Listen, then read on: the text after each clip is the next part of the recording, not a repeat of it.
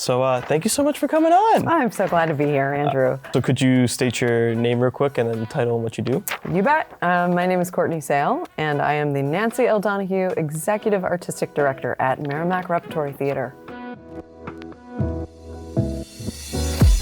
What are some of the responsibilities of the artistic director over at the MRT?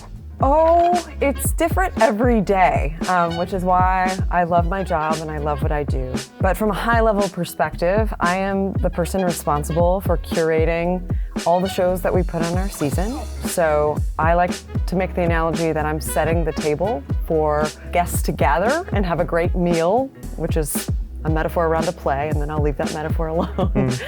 So that's a primary part of my job. I also hold the executive director piece. So I'm leading the administrative and operations and finance function of the theater. So I wear many hats, and I can only do that because I'm surrounded by an amazing team and just have really an incredible staff and an incredible board.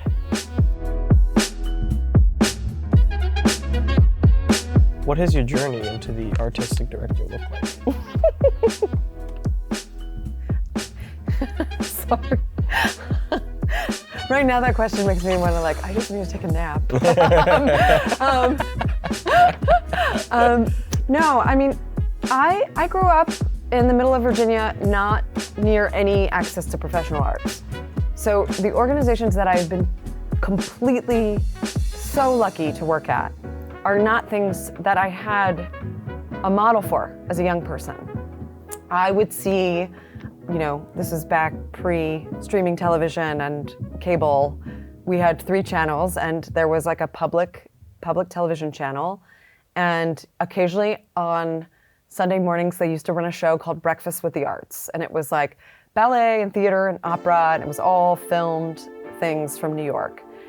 And as a kid, I was I want to be a part of this, but I never saw anything live.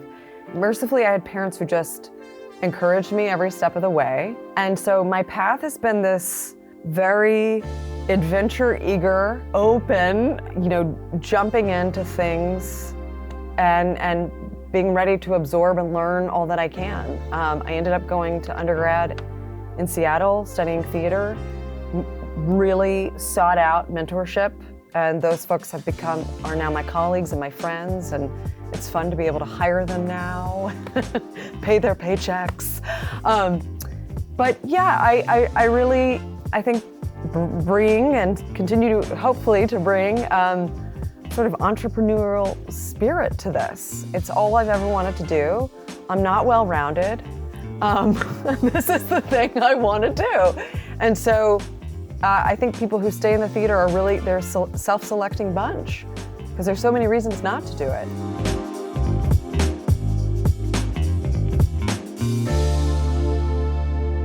In general, how do you decide which shows go up for the season? We typically do about 5 shows in the subscription season. So our audience is sort of counting on 5 plays that they're going to come and enjoy. I think about MRT folks having a lifelong connection to the theater. So we want to have something that people could bring multi-generations to, like A Christmas Carol. So you could come with your child and your parent and enjoy a performance together. And then we're thinking about, what's something that actually is going to challenge folks? Maybe there's something that's, I think it's always, I call it the squirm factor.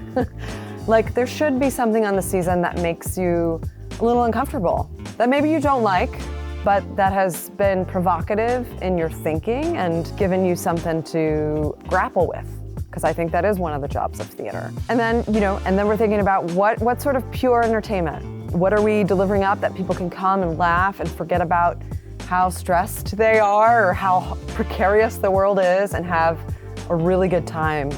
So we look at sort of that emotional arc of a season, and then we start to do the budget. And a lot of it is about, what can we afford to do, and what can we afford to do well? Not that we're compromising on anything, but that let's be sure that we can resource our ambition. How does the MRT support itself?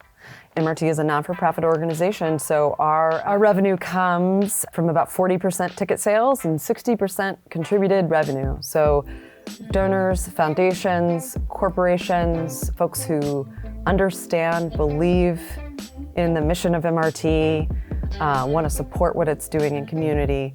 Those amazing, generous folks are really a really important lifeline. I think for a lot of people, they don't know when they go to the theater. They think that the ticket costs covers everything, and it just absolutely does not. So without those, individuals and folks and institutions, we would not be here. We live in a country that does not support the arts with the same amount of resource or integrity that our European friends enjoy. And so we have to work hard to constantly case build and let people know what we're doing and why it matters. Kind of going back to your point about art and how just it doesn't have the same support system in the United States, and it really just shows like, this is the thing you want to commit to, you know what I mean? Like, I want to make good art. I want to make art that like empowers people, you know what I mean? And that is just such an incredible thing to do, I think. I so appreciate, and I've worked in the regional theater for over 10 years. And the thing that I always, just a way that I feel so valued is the boards at all of the theaters I've worked at are really in awe of, choosing this life and choosing a life where you're not only making something, but you're making it to share. And it's vulnerable, and it helps. It's a ton of work, but I sleep well at the end of the night, end of the day.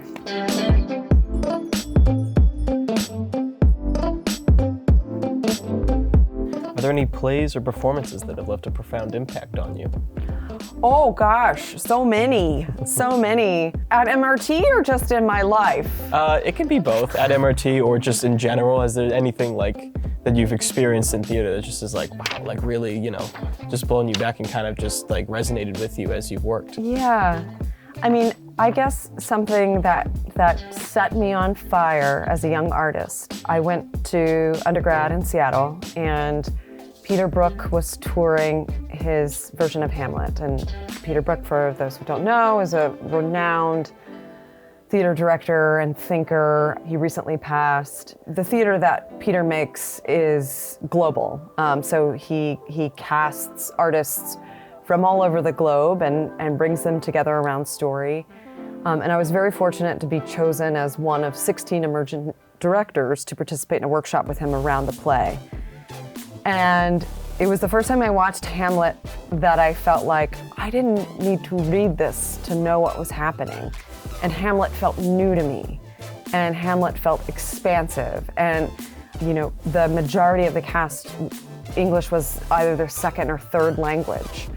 And so to, have kind of this expectation just totally blown open and be so riveted and moved by the production just showed me the possibility of what we can do. And Peter's work is notorious for, there's not a lot of bells and whistles. It was a rug and some sticks. And where it took you and where it enlivened your imagination, that's what it's all about. That's what it's all about for me. If I can do that for our audience, for one person, I've done my work. Yeah, I think that certainly there's just this like notion around like Shakespeare, that you read it and you're like, oh, there's no way I could understand what's happening. But it really is just, just with theater, you just see it and you're like, wow, okay, like I'm following this, you really feel like. That experiential. Yeah. So is there an aspect of theater that you wish you could indulge in a little bit more? I'm gonna get a little soapboxy. Is that all right? That's fine. A couple of years, I was invited to a theater conference, and it's membership pathway, and so you're nominated and then you're accepted, and it's a wonderful group of folks. What they do for new members is they say, you come in and give us your rant about the American theater. And I really repelled that invitation because I think we live in a moment in time where the rant is available to us at very little cost. People will, particularly on the internet, launch in to sort of any sort of debate or confirmation bias that they want. And I think that the theater is working counter to that, because the theater asks us to come in a room with people we do not know, to silence ourselves, silence our phones, and give ourselves over to story. And there are very few practices outside of religion that come close to that right now. We live in a moment, I think about bookstores and there's a self-help section, but there's not a sort of how do you give to a group section. There's a lot of individuation. And so I think what the theater does for us in our culture is to say, no, we're all in community here. And I just think it's a sacred thing to silence ourselves in that way and give over to something larger. With theater is that I think if you're so used to having exposed yourself to other art forms, right, with sort of that sense of individual, right, like where you kind of separate yourself into something else, like maybe like a book or a film, it can be like when you go in and experience theater, it can just seem so different to you, you know what I mean? Where you're just like, wow, this is so, it really is that community, you know what I mean? It's just so interesting. And it leaves such an impact on you. Yeah, I think anytime you talk to actors about the show, each night is different for them because of the makeup of the people who are there. And, I say this thing that audiences are haunted houses. So you're coming in from your day and maybe your commute and maybe your partner booked the ticket but you're going to be a good sport. And then it has the power to kind of open up those closets or windows or, surprise you in ways that you didn't know.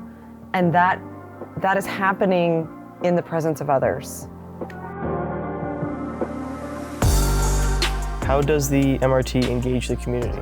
So, MRT's reach outside Liberty Hall is one that we're really proud of. We have a robust education program that includes in-school residencies in the classrooms. So this is where, for example, educators might bring their entire student body to see a show, and then we have an artist in the classroom follow up with them to help contextualize, lead drama-based instruction about what they saw, take them through activities. We build this sophisticated and just like chef's kiss great study guide. Allison Bacchus is our dramaturg who puts that together. It lists all the curriculum standards for any teacher coming to a show, so they're like able to directly tie it in, which is really important because it's hard for teachers to get field trips approved. So we want to make that easier for them. And then, a big part of it is for us being with other non-for-profit organizations and how we leverage our work with them. So we worked closely with the Cambodian Mutual Assistance Association around our production of Letters from Home, to have their executive director with us in a post-show discussion. We do a lot of cross-promotion and supporting one another in that way.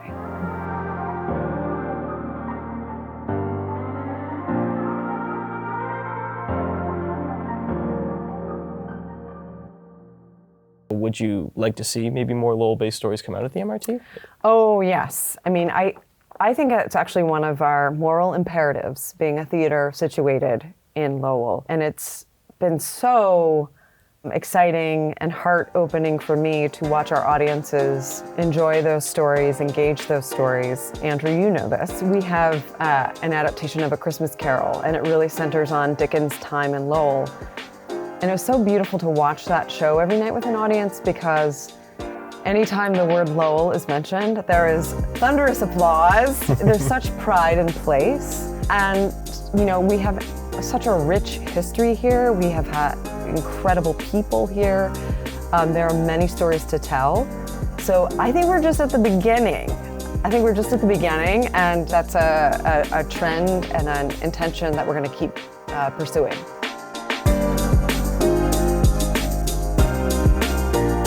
What are your visions of the MRT going forward? Yeah. You know, I think like many live arts organizations, everybody is asking a lot of identity questions post-COVID. We're in a very different landscape. For me and for the MRT, I think where we thrive is in partnership. And when we leverage the theater to support, buoy, or lift up other work that's happening in our city. I have always felt that I'm interested in a producing model, not just delivering a play, but what conversation is the play inspiring beyond just the literal walls of the theater.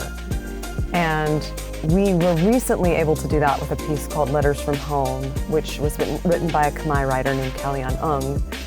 And we had multiple partnerships throughout the city. We had Kalyan speak at city council meeting. We had incredible post-show discussions, in-school residencies with students. And that to me is the future of MRT. That's when we're firing on all cylinders. And that is, I think, when we're making the art most inclusive to everybody in our community. Thank you so much for coming on. I really appreciate it. Andrew, it's a pleasure. Thank you. Thank you.